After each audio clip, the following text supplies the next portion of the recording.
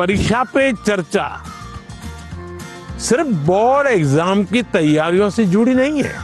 मैं जब आपके सवाल सुनता हूं तो स्वाभाविक है मेरे मन को भी वो छूते हैं।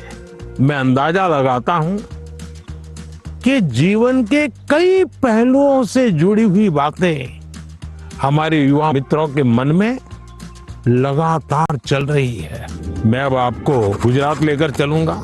वहां के बच्चों ने और विशेषकर ट्राइबल बेल्ट के मेरे आदिवासी बच्चों ने जो सवाल पूछे और उन्होंने तो मुझे सचमुच में हैरत में डाल दिया था।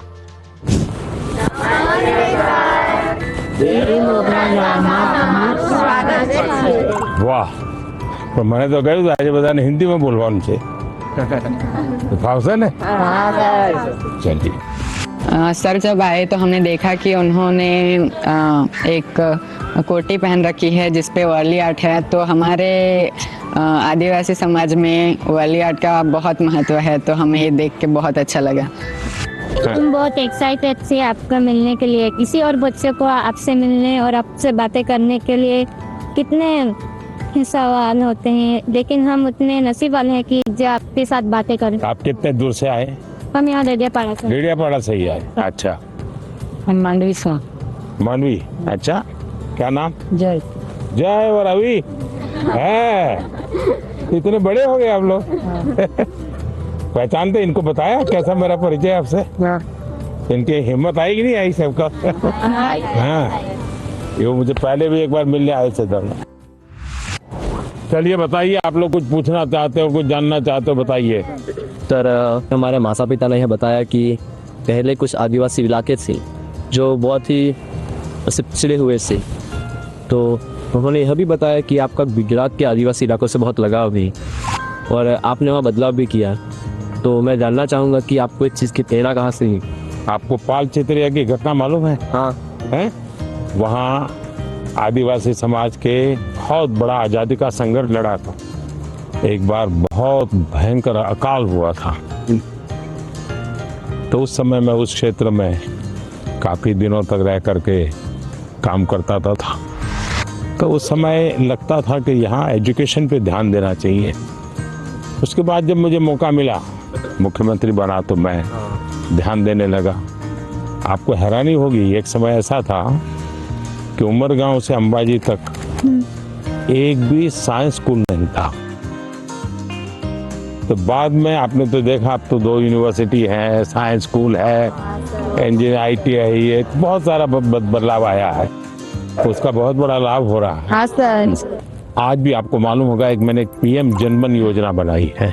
आदिवासियों में भी कुछ इलाके और कुछ लोग हैं, समाज वो और पीछे रह गए। तो मुझे फिर उनके लिए अलग से स्कीम बनानी पड़ी, अलग से बजट बनाना पड़ा।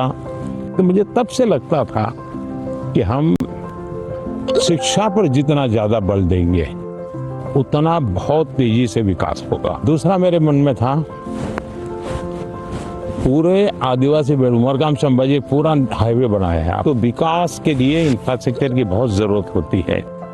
लोग भी आना जाना शुरू करते हैं, तो उस दिशा में ध्यान दिया।